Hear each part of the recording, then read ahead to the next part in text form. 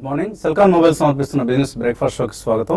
Asian మార్కెట్స్లో ప్రస్తుతం స్వల్ప నష్టాలతో కూడిన ట్రేడింగ్ కొనసాగుతోంది. ఈ వీకెండ్ రోజు మార్నింగ్ ఎస్ఎక్స్ నిఫ్టీ కూడా సుమారుగా 7 పాయింట్ల నష్టంతో ట్రేడ్ అవుతుంది. సో స్లైట్లీ ఒక నెగిటివ్ ఓపెనింగ్తో మార్కెట్స్ ప్రారంభమయ్యే అవకాశాలు కనిపిస్తున్నాయి, ఆర్ ఫ్లాట్గా ఓపెన్ అయ్యే అవకాశాలు కూడా ఉన్నాయి. So US markets last night పనిచేయలేదు, వాళ్ళు కూడా లేవు.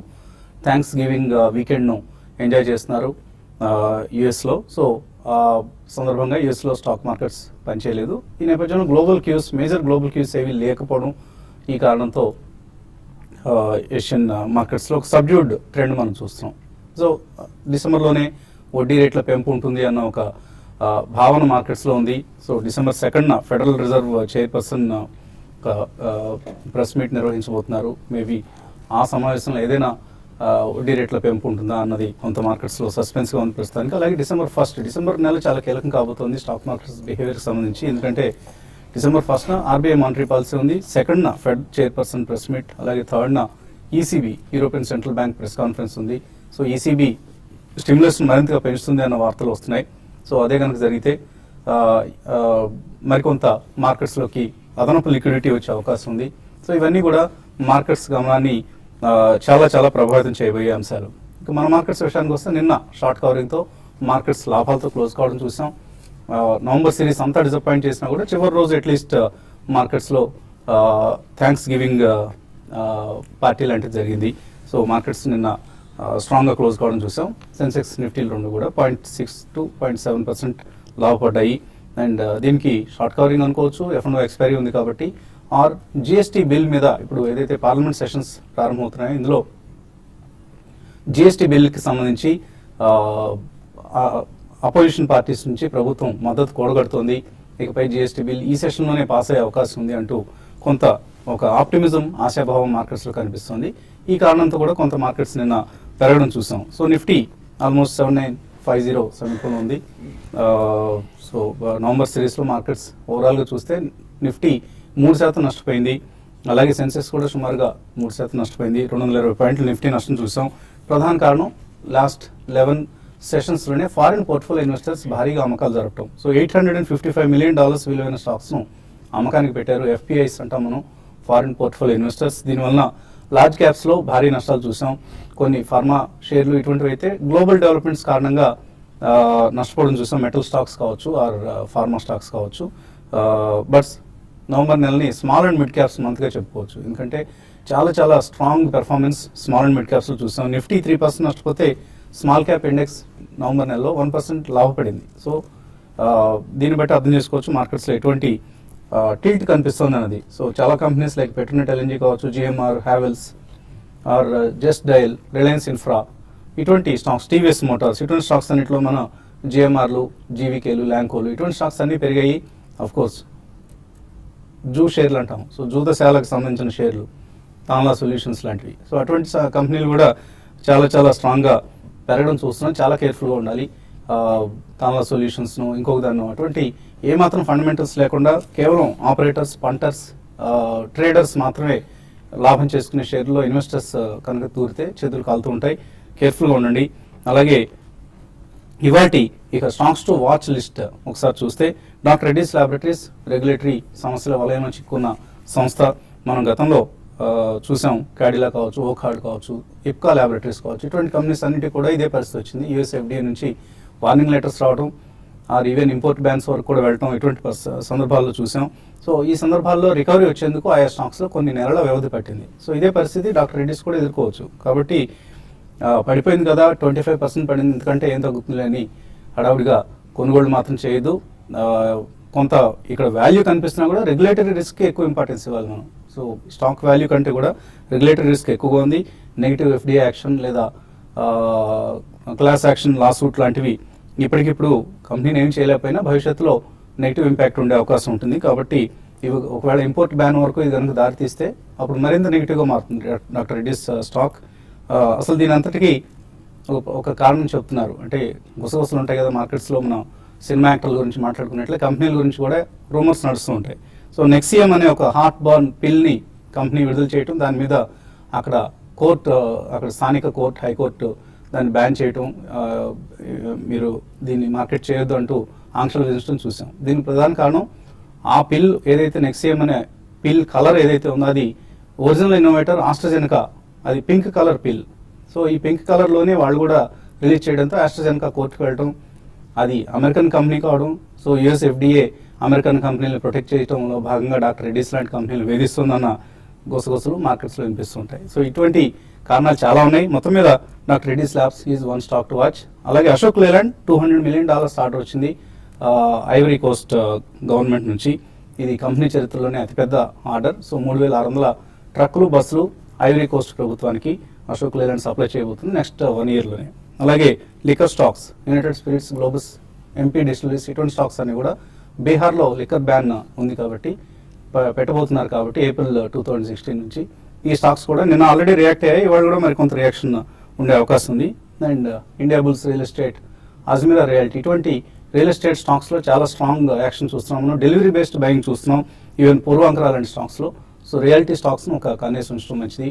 అండ్ ఇక్కడ నుంచి క్వాలిటీ రియల్ ఎస్టేట్ కంపెనీస్ని పోర్ట్ఫోలియోస్కి యాడ్ చేసుకోవచ్చు కూడా. మార్కెట్స్ పరిస్థితి గురించి మాట్లాడడానికి అనలిస్ట్ మనతో సిద్ధంగా ఉన్నారు. సో టెక్నికల్లీ మార్కెట్స్ డిసెంబర్లో ఎలా బిహేవ్ చేస్తాయి అనుకుంటున్నారు? యాక్చువల్లీ వీక్ మొత్తం ట్రేడింగ్ ప్యాటర్న్ చూస్తే కనుక మనకు ఆల్మోస్ట్ ఒక 80 to 90 పాయింట్స్ మూవ్ అయ్యి రావటం చూసాం. సో 7812 అండ్ 7897 అనేది మనకి ఈ వారం మొత్తం ట్రేడింగ్ లో చూసాం. సో ప్రాబ్లీ గత 5 వారాలుగా ఏదైతే ట్రేడింగ్ ప్యాటర్న్ చూసాం, ప్రాబ్లీ బిగ్ మూవ్స్ అనేది చూసాం. ఈ వారం చాలా ఒక ట్రంకేటెడ్ వీక్ అయినా కూడా ఒక కన్సాలిడేషన్ జోన్ లోనే ఉంది. సో మనకి బ్రేక్అవుట్స్ అనేది మనం వెయిట్ చేయాలి. మేబీ 7916 ఏదైతే 20-day మూవింగ్ యావరేజ్ ఉందో దాని above at least 1 or 2 days trade అవుతాయి కనుక మేబీ ఫ్రెష్ అప్ మూవ్ వచ్చే ఛాన్స్ ఉంది. అదేవిధంగా మనకి ప్రీవియస్ స్వింగ్ లో ఏదైతే ఉందో 7725, సో అది మనం గట్టి సపోర్ట్ గా పరిగణిస్తాం షార్ట్ టర్మ్ కోసం. ప్రాబ్లీ దాని కింద కనుక క్లోజ్ అవుతే మేబీ 7540 ప్రీవియస్ స్వింగ్ లో ఏదైతే ఉందో దాని కిందకి వెళ్ళే ఛాన్స్ ఉంది. సో ఐ థింక్ ఈ స్టేజ్ లో బై ఆన్ డిప్స్ గా అని చెప్పుకోవచ్చు market, with 77 below stop loss గా ఉంటుంది. అదేవిధంగా 7916 అబోవ్ 1 day క్లోజ్ అవుతే కనుక అక్కడ ఫ్రెష్ లాంగ్ ఇనిషియేట్ చేయొచ్చు, maybe 150 to 200 points up move కోసం. అదేవిధంగా 40 పాయింట్స్ స్ట్రిక్ట్లీ స్టాప్ లాస్ పెట్టాలి. ఈవెన్ బ్యాంక్ నిఫ్టీ చూస్తే కనుక ఈ వారం అంతా మనకి 16,972 నుంచి 17,111 దగ్గర ట్రేడ్ అవుట్ చేసాం. అంటే వెరీ థిన్ మూవ్ అనేది మనం ఈ వారం చూస్తున్నాం. సో ప్రాబ్లీ దీని 20-day మూవింగ్ యావరేజ్ కూడా 17,100 దగ్గర ఉంది. సో దీని అబోవ్ క్లోజ్ అవుతేనే maybe 300 to 400 points up move వచ్చే ఛాన్స్ ఉంది. అదేవిధంగా ప్రీవియస్ స్వింగ్ లో ఏదైతే ఉందో 16,787 దాని కింద కనుక క్లోజ్ అవుతే మేబీ ఇంకా ఫర్దర్ డౌన్ సైడ్ వెళ్ళే ఛాన్స్ ఉంది. సో ఈవెన్ బ్యాంక్ నిఫ్టీ కూడా బై ఆన్ డిప్స్ గా చెప్పుకోవచ్చు, with stop loss 16,750 below.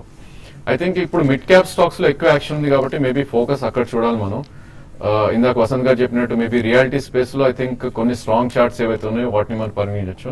Even speculative అయినా కూడా మేబీ ట్రేడింగ్ కోసం డెఫినెట్లీ స్ట్రిక్ట్ స్టాప్ లాస్ పెట్టుకుని GMR లాంటి స్టాక్స్ మనం డెఫినెట్ గా 2 price పాయింట్లు ఎంటర్ అవ్వచ్చు. ఆల్రెడీ 11 రూపీస్ నుంచి 16 రూపీస్ దాకా మూవ్ అవటం చూసాం గత 20 రోజుల్లోనే. సో ప్రాబ్లీ 16 లో ఫస్ట్ ప్రైస్ పాయింట్ గా, అదేవిధంగా 14 లో సెకండ్ ప్రైస్ పాయింట్ పెట్టుకుని మేబీ 13 రూపీస్ మీరు స్టాప్ లాస్ పెట్టుకుంటే కనుక ఐ థింక్ మార్కెట్ బాగుండి ఇలానే రియల్ ఎస్టేట్ లో కొద్ది ఇంట్రెస్ట్ ఉంటే ఇది 18 నుంచి 20 దాకా వెళ్ళే ఛాన్స్ ఉంది. ట్రేడర్స్కి ఎటువంటి ఐడియాస్ ఇస్తారు డిసెంబర్ నెల F&O సిరీస్లో కావచ్చు ఆర్ ఈవెన్ ఇంట్రాడే కోసం? ఇప్పుడు డిసెంబర్ F&O సిరీస్ మాత్రం కొంచెం వోలటాలిటీ అనేది లాస్ట్ సిరీస్లో ఏ విధంగా వోలటాలిటీ ఉందో అదే వోలటాలిటీ కూడా కొనసాగించే అవకాశం ఉంది. కొన్ని ఈవెంట్స్ కూడా ఉన్నాయి, ప్లస్ పార్లమెంట్ సెషన్ కూడా ఉంది కాబట్టి ఒకవేళ పార్లమెంట్ సెషన్ నుంచి మాత్రం పాజిటివ్ అంశంలో వస్తే మాత్రం మార్కెట్స్ డెఫినెట్గా పాజిటివ్గా రియాక్ట్ అవుతాయి. లేదంటే మాత్రం December 1st ఇనిషియల్గా కొంత మార్కెట్లో యాక్టివిటీ ఉన్నా కూడా ఈ డిసెంబర్ ఎండింగ్కి కొంచెం వాల్యూమ్స్ కూడా తగ్గిపోతాయి. మనకి FIs నుంచి కూడా పెద్దగా యాక్టివిటీ ఉండదు, పార్టిసిపేషన్ ఉండదు. దానివల్ల ఏంటంటే మార్కెట్లు ఒక రేంజ్లోనే ఉంటాయి కాబట్టి దాన్ని దృష్టిలో పెట్టుకొని ట్రేడర్స్ ట్రేడ్ చేయమంటాను. ప్రస్తుతం అయితే నిఫ్టీ ఒక అప్ ట్రెండ్ అనేది లాస్ట్ 2 ట్రేడింగ్ సెషన్లో చూసాము. నెక్స్ట్ 2-3 రోజుల్లో కూడా అదే విధమైన అప్ ట్రెండ్ ఉంటుంది. అండ్ నిఫ్టీ పెద్దగా పెరగకపోయినా కూడా కన్సాలేషన్లో ఉన్నా కూడా స్టాక్ స్పెసిఫిక్ యాక్షన్, తర్వాత మీడియం స్మాల్ క్యాప్లో యాక్షన్ కొనసాగే అవకాశం ఉంది కాబట్టి దాని దృష్టిలో పెట్టుకొని ట్రేడ్ చేసుకోమంటాను. అయితే F&Oలో పొజిషన్ తీసుకునే వాళ్ళు బాగా లాస్ట్ సిరీస్లో బాగా ఓవర్ సోల్డ్, తర్వాత కొంచెం వాల్యూ ఉన్న స్టాక్స్ అంటే లైక్ L&T ఒకటి మన రిజల్ట్కి ముందు 1600 నుంచి 1300 దాకా దగ్గర 25% దాకా కరెక్ట్ అయింది కాబట్టి ఒకటి 6 to 7% కోసం దాన్ని బై చేసుకోవచ్చు. తర్వాత యాక్సిస్ బ్యాంక్ ఒకటి F&Oలో పొజిషన్ తీసుకున్న వాళ్ళు కొంచెం వీక్గా ఉంది, బట్ 460 దగ్గర స్టాప్ లాస్ పెట్టుకుని దాన్ని కూడా లాంగ్ పొజిషన్ తీసుకోమంటాను. అదేవిధంగా కొన్ని స్టాక్స్ అంటే ఈ రోజు ఇంటర్డే కోసం ఏషియన్ పెయింట్స్ను హయ్యర్ లెవెల్లో సెల్ చేయమంటాను.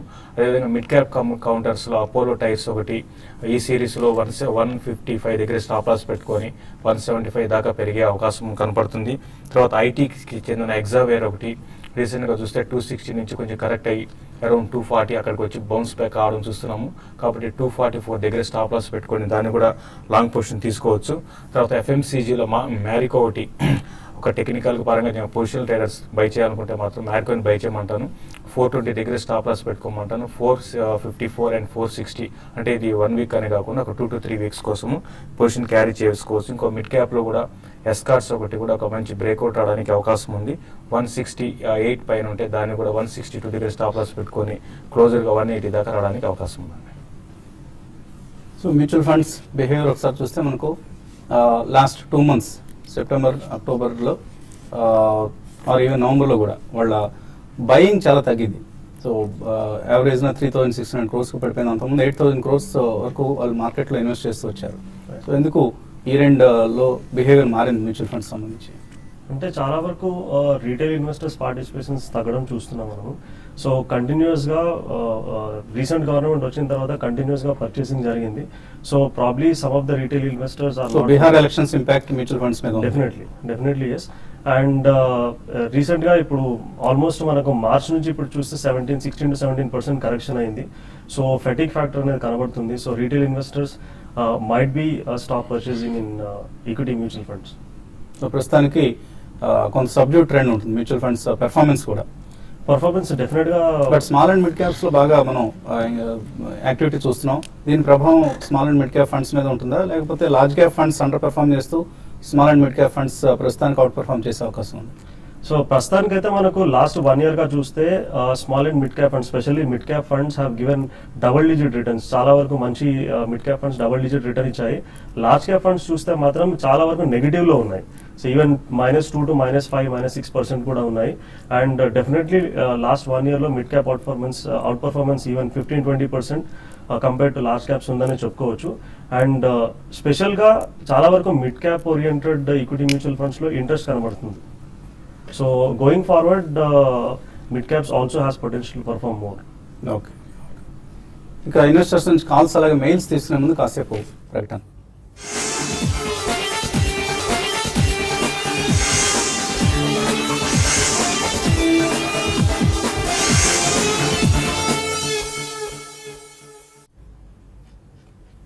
సుల్కాన్ మొబైల్స్ బిజినెస్ బ్రేక్ఫాస్ట్ తిరిగి స్వాగతం. కాలర్స్ లైన్ ఉన్నారు. మొదటి కాలర్ హైదరాబాద్ నుంచి Srinivas. Hello, good morning sir. Morning, అడగండి. బాలరాజు గారితో మాట్లాడాలి. మాట్లాడండి. గుడ్ మార్నింగ్ సార్ బాలరాజు గారు. మార్నింగ్ అండి. సార్ బాలరాజు గారు ఒక సెమినార్ లో కంపెనీ టు కంపెనీ చేంజ్ అయ్యేటప్పుడు ప్రైవేట్ ఎంప్లాయీస్ పిఎఫ్ విత్డ్రా చేసుకుంటారు, అది రాంగ్, అది ట్రాన్స్ఫర్ చేసుకోవాల్సి ఉంటుంది సార్. అవునండి. సరే రిపీట్ చేయలేదు సార్, దానివల్ల బెనిఫిట్ ఏంటి? ఓకే, మనకు జనరల్గా ప్రావిడెంట్ ఫండ్ విత్డ్రా చేసుకోవాలంటే 3 months వరకు వీ షుడ్ బి అన్ఎంప్లాయిడ్ అండి. Then only we can withdraw the provident fund. And provident fund పైన మనకు ఇప్పుడు ప్రస్తుతానికి 8.7 or 8.8% ట్యాక్స్ ఫ్రీ రిటర్న్ ఉందండి. And that means taxable return తోని ఏ ఇన్వెస్ట్మెంట్ తోనైనా పోలిస్తే that is almost 12.5 to 13% return అండి. అందుకోసమే మనకు and more over provident fund ఏమైతే ఉందో it is one of the biggest social security measure and employee has.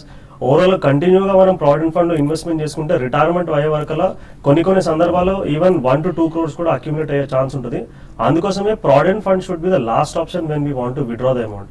Provident fund ఎట్టి పరిస్థితుల్లో మనం కంటిన్యూ చేసుకోవాలి. కంపెనీ ట్రాన్స్ఫర్ అయినా కానీ కంపెనీ మారినా కానీ మనం ట్రాన్స్ఫర్ చేసుకోవాలి. We never should withdraw the provident fund. అంతగా అవసరం అయితే లోన్ తీసుకునే ఫెసిలిటీ ఉంటుంది. వీ కెన్ టేక్ లోన్ ఉందా.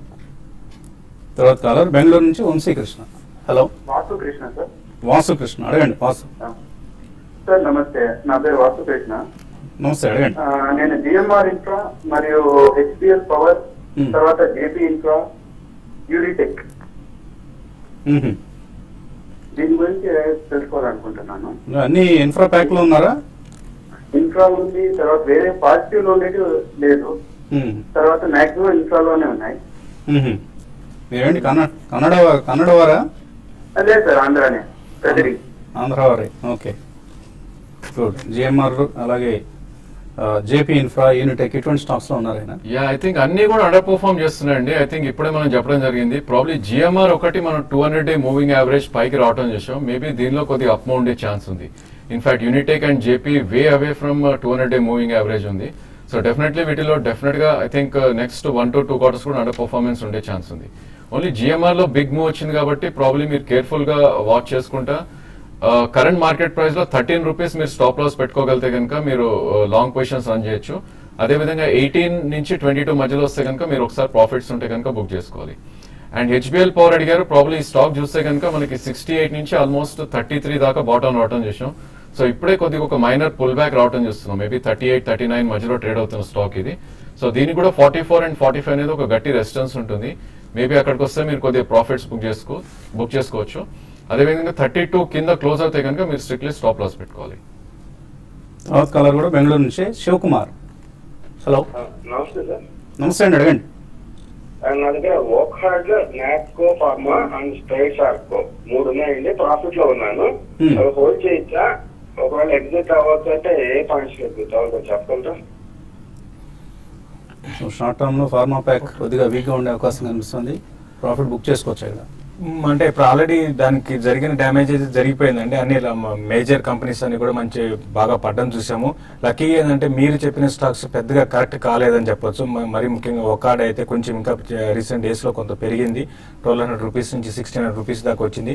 ఎక్కువగా F&O యాక్టివిటీ ఒకాడ్ ఫార్మా ఉంటుందండి. మీరు దాన్ని దృష్టిలో పెట్టుకొని మీరు క్లోజర్ గా అంటే మీరు కొన్ని రోజులు వెయిట్ చేయగలిగితే మళ్ళీ స్టాక్ లో ఒక అప్డేట్ ఉంటుంది. బట్ ఇదేంటంటే లాస్ట్ కొన్ని రోజులుగా 1200 నుంచి మనకి 1600 దాకా వచ్చింది కాబట్టి ఈ లెవెల్లో కొంత రెసిస్టెన్స్ ఫేస్ చేసే అవకాశం కనపడుతుంది. మీరు బెటర్ ఏంటంటే ఒక హార్డ్లో ప్రాఫిట్ బుక్ చేసుకోవాలంటే మాత్రం ఈ లెవెల్లో బుక్ చేసుకోవచ్చు 1 వీక్ అట్లా ఆగి. లేదంటే మాత్రం ట్రైలింగ్ స్టాప్ లాస్ 50 దగ్గర ట్రైలింగ్ స్టాప్ లాస్ పెట్టుకొని వర్కాన్ని మీరు profit run చేయమంటాను. Strides Arko labs విషయానికి వస్తే ఇది కూడా అన్ని కూడా హోల్డ్ చేయమనేది మీరు అంటే హోల్డ్ చేయమనే చెప్తాను. ఓకే. సో ఫార్మా ప్యాక్ ఇంత ముందులాగా ఒక రోబస్ట్ గా ఉంటుందని మాత్రం ఎక్స్పెక్ట్ చేయదండి. ఇతర సిక్లికల్ స్టాక్స్ లాగా ఇది కూడా వోలటైల్ గా ఉండే రోజులు వచ్చేసాయి. యూఎస్ FDA నుంచి చాలా స్ట్రాంగ్ యాక్షన్ ఎదుర్కొంటున్నాయి కంపెనీస్. వాటికి కంపెనీలు ఎలా ధీటుగా ఉంటాయనేది వెయిట్ చూస్తుండాలి. ఎప్పటికప్పుడు న్యూస్ ని ట్రాక్ చేస్తూ ఉండండి. నిజామాబాద్ నుంచి Suresh. Hello, good morning sir. Morning అండి, అడగండి. గోద్రేజ్ ఇండస్ట్రీస్ ఇంట్రాడే కోసం తీసుకోవాలనుకున్నాను సార్. టెక్నికల్ ఎలా ఉండబోతుంది సార్? గోద్రేజ్ ఇండస్ట్రీస్ తీసుకుంటాడు. I think very thinly traded stock అండి. ప్రాబ్లీ F&O స్పేస్ లో చూస్తే the average 3 lakhs 3.5 lakhs per day trade అవుతుంది. ప్రాబ్లీ నేను F&O ఎక్స్పైరీ కాబట్టి అరౌండ్ 7 lakhs ట్రేడ్ అవుతుంది. సో ఐ థింక్ ఇంట్రాడేకి it's not good stock. But in fact మీరు తీసుకుందాం అనుకుంటే కనుక మీరు 388 స్టాప్ లాస్ పెట్టుకోవాలి. 396 current market price. And maybe 1 to 2 days కనుక హోల్డ్ చేస్తే మేబీ ఇంట్రాడేలోనే మీకు 404 వెళ్ళే ఛాన్స్ ఉంది. బట్ ఇంట్రాడే అడ్వైజబుల్ కాదు. 1 to 2 days ప్రకారం మీరు 388 స్టాప్ లాస్ పెట్టుకుని 406 టార్గెట్ కోసం వెయిట్ చేయొచ్చు. కోటి హనుమంతరావు మెసేజ్ పంపించారు. ఆంధ్ర బ్యాంక్ కొనుక్కోవచ్చు ఈ రేట్లో. అంటే ఇన్వెస్ట్మెంట్ కి అది కూడా లాంగ్ టర్మ్ ఇన్వెస్ట్మెంట్ కి అయితే మీరు బై చేయమంటారండి. షార్ట్ టర్మ్ ట్రెండ్ మాత్రం ఒక రేంజ్ లో ఉండే అవకాశం ఎక్కువ ఉందండి. బి చిన్న హైదరాబాద్ నుంచి గ్యామన్ ఇండియా కొనుక్కోవచ్చు ఇలా. అంటే లాంగ్ టర్మ్ కోసం షార్ట్ టర్మ్ కోసం మీరు మెన్షన్ చేయాలండి మెయిల్లో. I think very sideways trade అవుతున్న స్టాక్ అండి. ప్రాబ్లీ స్టాక్ చూస్తే కనుక లాస్ట్ 7 to 8 months లో మనకు ఒక 44 నుంచి ఒక డీప్ రావడం చూసాం 13-14.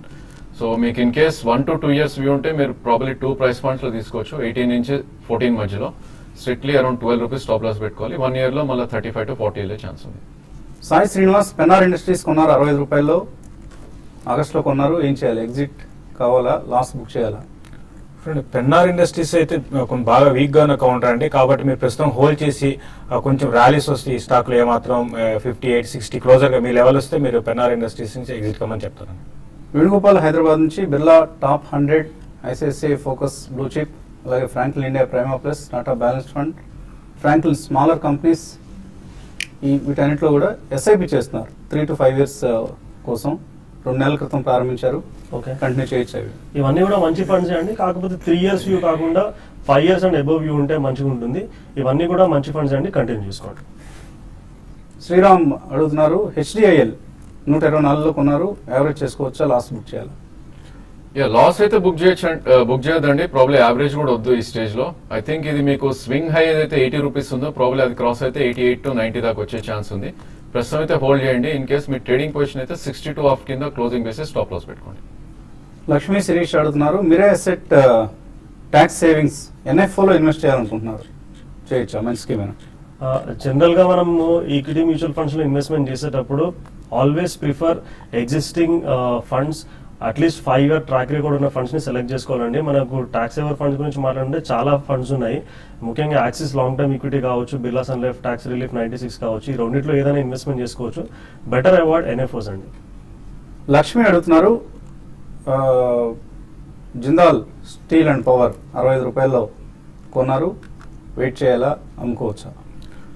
జిందాల్ స్టీల్ అండ్ పవర్ మీరు ఇప్పుడే కొంచెం ఒక స్మాల్ అప్ ట్రెండ్ అనేది స్టార్ట్ అయిందండి. మీరు కొన్ని రోజులు వెయిట్ చేయండి. 92 ఆ లెవెల్ కానీ క్రాస్ అయిందంటే క్లోజర్కి 100 రూపీస్ దాకా రావచ్చు. అక్కడ మీరు షార్ట్ టర్మ్ కోసం అయితే అక్కడ ఒకసారి ఎగ్జిట్ కాదు. కమల్ అడుగుతున్నారు రాడికో ఖైతాన్ 112లో షార్ట్ టర్మ్ కోసం కొన్నారట, హోల్డ్ చేయొచ్చా? యా ప్రాబ్లీ క్యాన్ హోల్డ్ అండి. నిన్న మనం చూసాం ఆల్రెడీ 124 నుంచి 107 దాకా రావటం చూసాం. మేబీ షార్ట్ టర్మ్ మీరు ఇన్ కేస్ ట్రేడింగ్ పొజిషన్ అయితే 104 స్టాప్ లాస్ పెట్టుకోండి. మేబీ మళ్ళీ 124 to 127 రివిజిట్ చేసే ఛాన్స్ ఉంది. శశిధర్ రెడ్డి ఫోర్టిస్ హెల్త్ కేర్ కొన్నారు 151 రూపాయల్లో, హోల్డ్ చేయొచ్చా, అమ్మేసుకోవచ్చా?